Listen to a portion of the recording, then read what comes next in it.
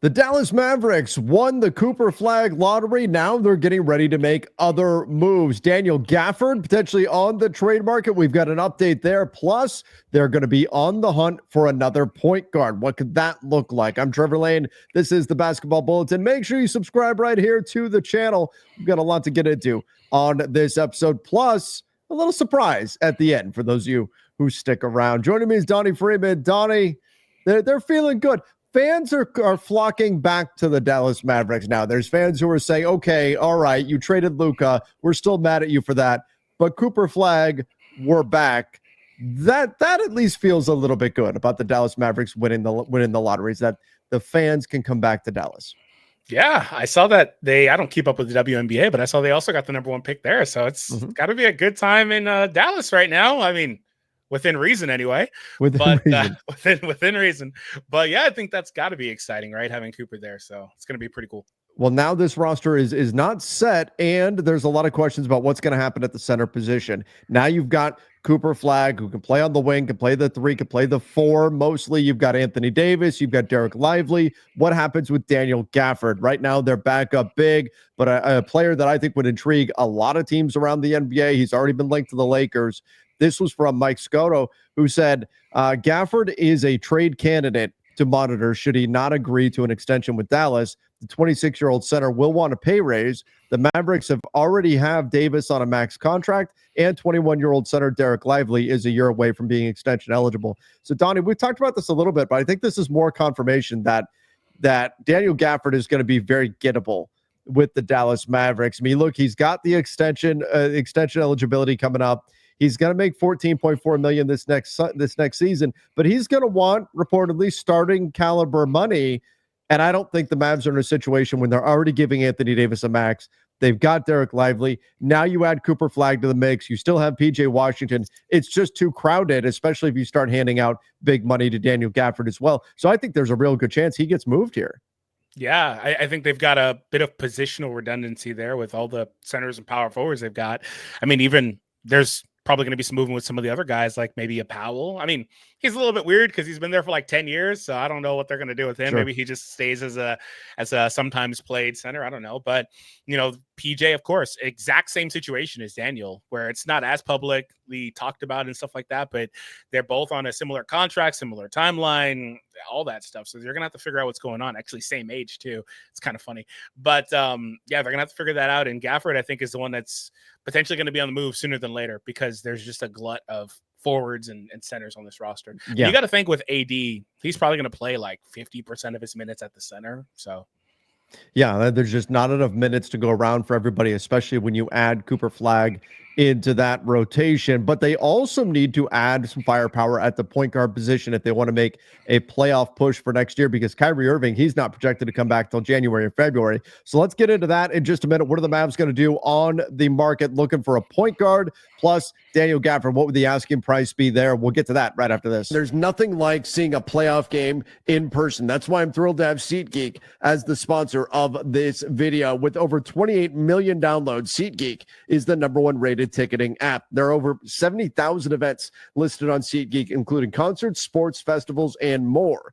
Right now, you can get tickets to the MLB season and the NBA playoffs. And I love going to live events using SeatGeek. For me, it's about the value. SeatGeek has your back. Each ticket is rated on a scale of 1 to 10, so you know you're getting a good deal. So you look for the green dots. Green means good, red means bad. Plus, every ticket is backed by their buyer guarantee. I love that. Takes all of the worry out of buying tickets. And I came through for you guys. Use our code Bulletin10 for 10% off your next set of tickets at SeatGeek. That's 10% off any tickets with promo code Bulletin10. Make sure you click the link in the description to download the app and have the code automatically added to your account so you can use it later. Again, big shout out to SeatGeek. Super thrilled to have them on as a sponsor for the Basketball Bulletin.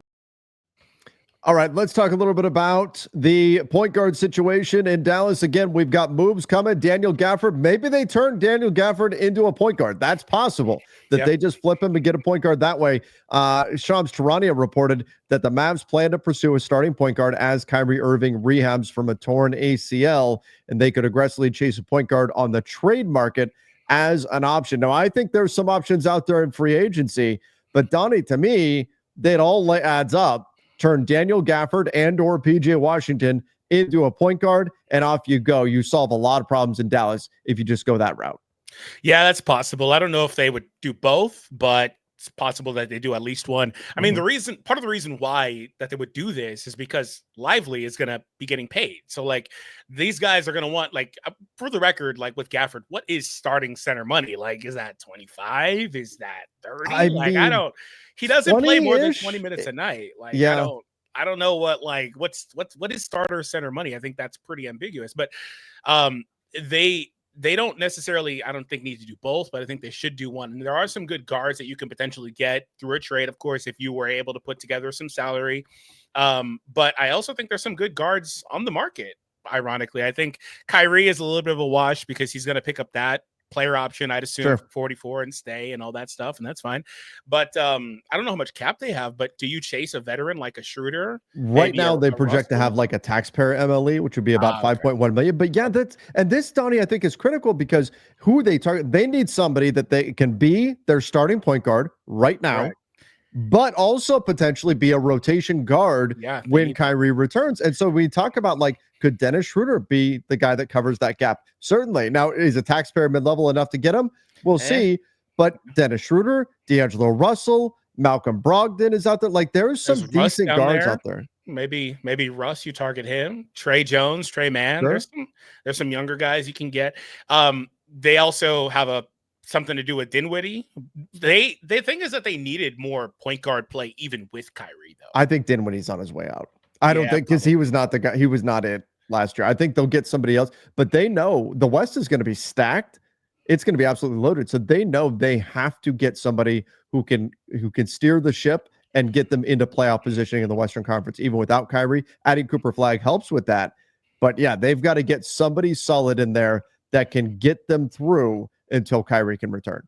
Yeah, I'm looking at it. Like, the good news is that point guard is the deepest position in the NBA, so you can get a lot of guys that are at least decent. Like Tyus Jones is floating around and would probably fit pretty well on this team, I'd expect, with lob threats and defensive anchor and AD back there. I think Tyus would fit pretty good on a team like this, and he's a steady point guard, doesn't turn the ball over very much. The only problem I have with him personally is that sometimes I think he just passes it too late, so he doesn't turn it over just to try to forcefully get the assist, But otherwise, I think there's a lot of guys that could target that are point guards. But the thing is that, like I said, when you trade Luka, who is your 40 usage, 30, 40 guy, like, he had the ball so much that there's a huge playmaking glut on your team now that you have to fill. Like, you have to fill that role. Yeah. So they needed more playmaking talent regardless of Kyrie. But with Kyrie being out, that just really shines a magnifying glass on that issue. So they're going to have to get maybe a couple guys, I think. Yeah. Absolutely. They're going to have to be aggressive out there on the market. And now with things looking up again in Dallas, I think they could very well be a dangerous team next year if they land the right guard that can get them through the non-Kyrie months there at the beginning of the season. The West is going to be incredibly unforgiving. And so they can't just go into the season without a guard and say, we'll figure it out. If they were in the East, sure, no problem. This is the West. You can't do it. They've got to win as many games early as they possibly can. And that's going to mean going out there and getting somebody else. I also think that when we look at maybe moving Daniel Gafford, I do wonder if we get into like a 3-team trade situation, because we already know the Boston Celtics are going to be a seller out on the market. How good would Drew Holiday be in Dallas? Now, again, I don't think they're direct trade partners, but if you can find a way to add Drew Holiday and then he can be an off-ball guy as well once Kyrie Irving returns, that could be a huge get for the Dallas Mavericks. So I do think there's going to be opportunities out there on the trade market. Yes, there's guys in free agency, but the Celtics are going to become sellers because they need to lower their payroll this summer, especially now with Jason Tatum out almost certainly all of next year. So I'd keep an eye on Dallas as being potentially a buyer for Boston's pieces that they decide to sell on. Yeah, that would be a really good one to keep an eye on. Quick question. What do you think about D'Lo? Do you think that I don't know? He is such a question mark, right? Yeah, like, he's a weird player to gauge, man. And then also just like the salary's not available, so I don't know if he's even going to get half of what he's getting now. No, probably not. But here's the problem. Nico Harrison, what do we know? What do we know? Oh, yeah, besides the fact that he loves coffee. We know Nico Harrison says defense wins championships. I didn't think about that. Yeah, D'Angelo Russell's not going to be You could the guy eliminate there. half the guards then from the list of available guards. I mean, I think Schroeder is then I scrappy. think He Schroeder is the makes one that sense. you would go for then at that point. Mhm. I like Schroeder because he can be your on-ball guy and he can, get downhill. He can play make for you and he can give you 15 points on a night and play that role for you. And then when you get another guard like Kyrie back in there to take the ball handling duties, he can be your secondary creator. They Yeah. don't have a lot of that. So I'd expect them to put the ball in Coop's hands, AD's hands, Max's hands, some of the other guys like Najee, if he's still on the roster. Like these guys are going to have to create for them just as in aggregate because they don't have the playmaking. We saw it a lot towards the end of last year, especially once Kyrie went down.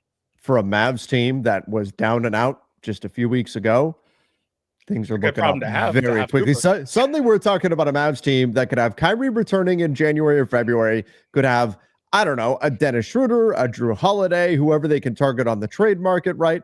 At the other guard spot for a while, have Max Christie in the backcourt, Cooper Flagg, Anthony Davis. That sounds nice. Derek Lively. Who knows what happens with Daniel Gafford and PJ Washington. That could be a very dangerous team in the mix of what's going to be an absolutely insane Western Conference. So, oh my gosh, this is going to be such a big NBA summer. Everybody, make sure you do subscribe right here to the channel. Oh, Donnie, we're going to have a busy, busy summer here. Yeah, for sure. It's just going to be, and I'm going to be disappointed if we don't see it. So I'm pretty sure we are, but it's going to be trade after trade because that's the only way these teams that are just restricted by the apron limitations are going to be able to get better is to just trade with each other. And we've already seen it a little bit so far this season with the trades. So, I mean, this offseason, just buckle up, everyone. It should be pretty crazy. Yes, indeed. All right. Make sure you subscribe to the channel. Till next time. See ya and stay safe.